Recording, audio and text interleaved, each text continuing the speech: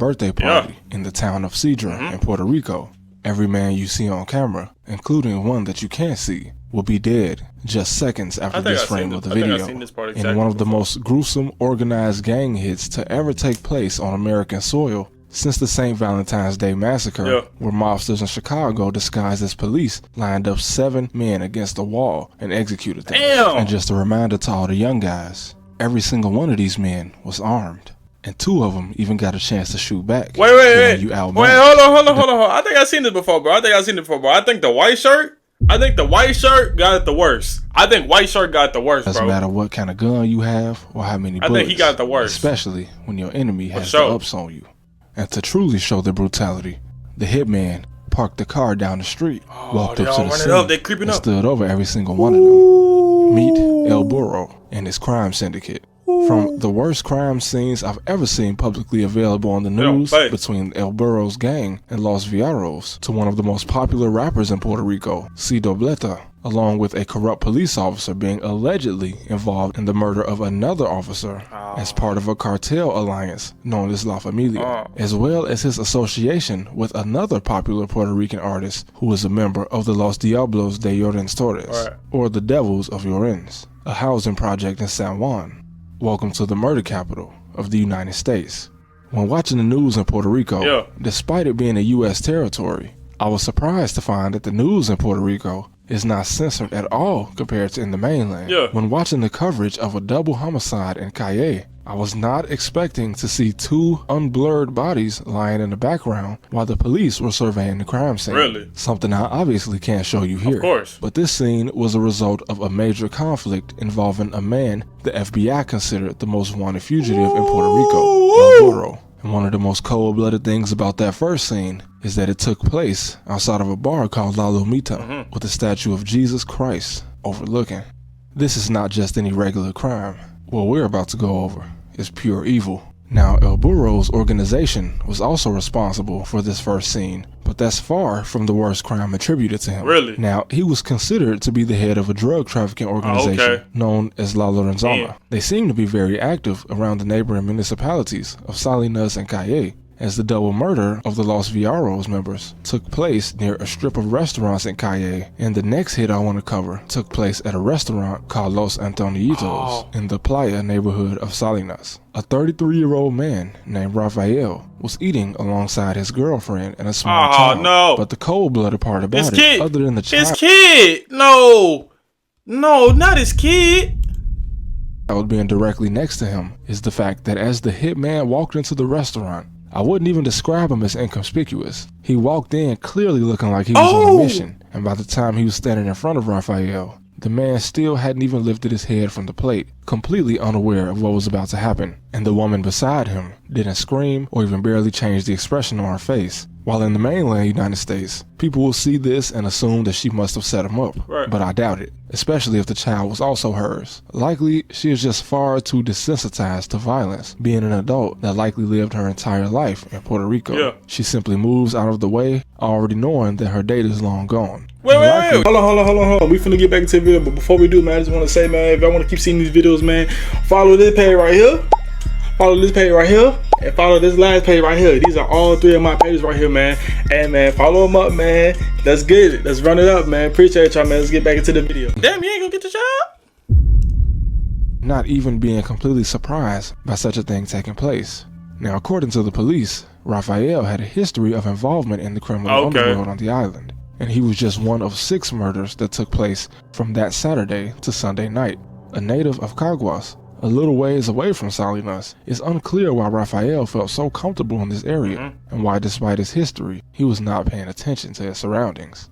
But on to the rapper and his accomplice, the crooked cop. C. Dobleta, a man also known in Puerto Rico as the White Devil, who, despite his YouTube channel only being a year old, he's managed to put together over 170 million total views on his music videos. But clearly, with a name like the White Devil, music is not the only thing he was known for on the island. On March 29th, 2024, Officer Eliza Ramos, a 12-year veteran of the police force, had just finished his shift and was headed home when he spotted 3 motorcycles and an ATV firing at a vehicle that was passing by. Despite his shift being over, he was still a law enforcement officer, so he called for backup and Hey man, your shift over.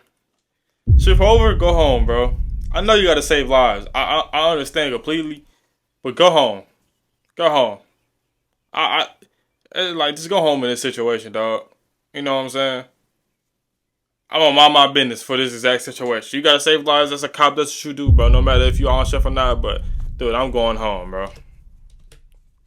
The group into Sabana Abajo, a housing project in Carolina, an area just outside of San Juan. But unfortunately for Officer Ramos, he was shot and killed soon after entering the complex, and the assailants even stole the service weapon off of his body.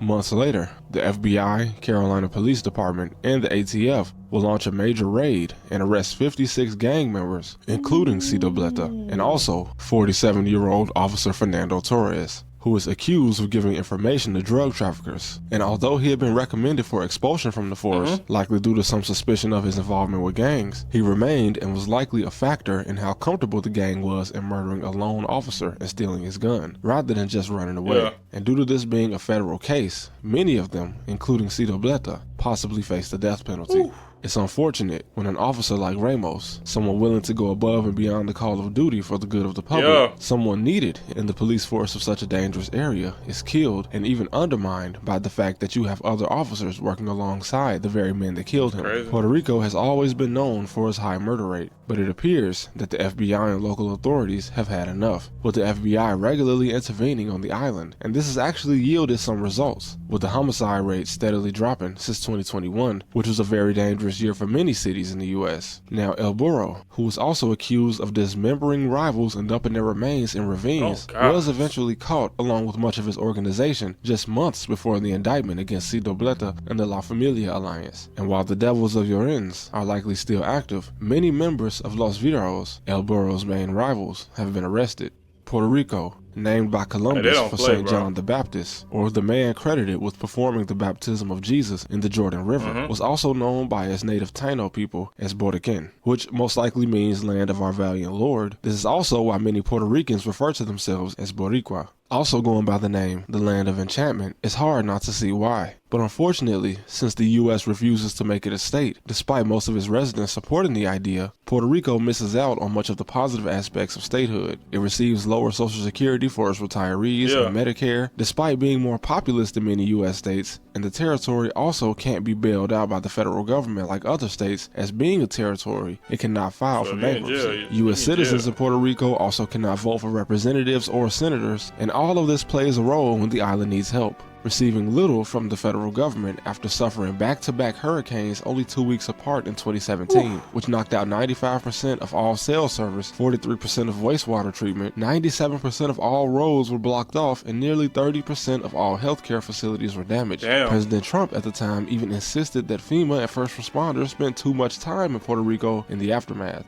But it's not his fault. The U.S. has been mistreating the island since long before President Trump was even born. Here's a horrifying image of the power grid in Puerto Rico before and after the storms. Since 1898, the island has essentially been a third world colony of a first world nation. When I visited San Juan as a tourist, I was dining at an outdoor restaurant, watching a festival take place in the streets, thinking, man, this has to be the most beautiful place I've ever visited in my entire life. Then, to snap me back to reality, a homeless man approached us with a large infected mass growing on his arm, begging us to help him. I was only 10 at the time and obviously unable to help, but I'll never be able to forget the contrast of a suffering man on the beautiful island. And almost 10 years later, I find myself wondering if he's even still alive. May God bless Puerto Rico. La Isla God del bless Puerto Rico. Thank you for watching. Hey, oh boy, they gets down. Hey, I ain't know that. You know what I'm saying? I'm pretty sure every city, state, country gets down, though. Tell me if I'm wrong.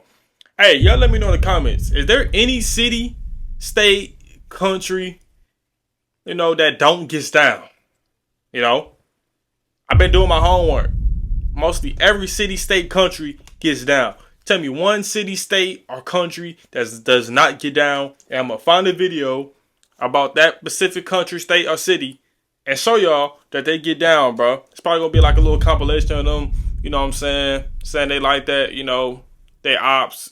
the ops, the most dangerous people in that area, and things like that. But y'all let me know something, man. Because I'm pretty sure everybody gets down, bro. Every city, state, country gets down, but y'all can't prove me wrong, man. Y'all prove me wrong, man. I want to see in the comments every city, state, country y'all talking about don't get down, man. I'm going to find it. I'm going to prove you wrong, gang.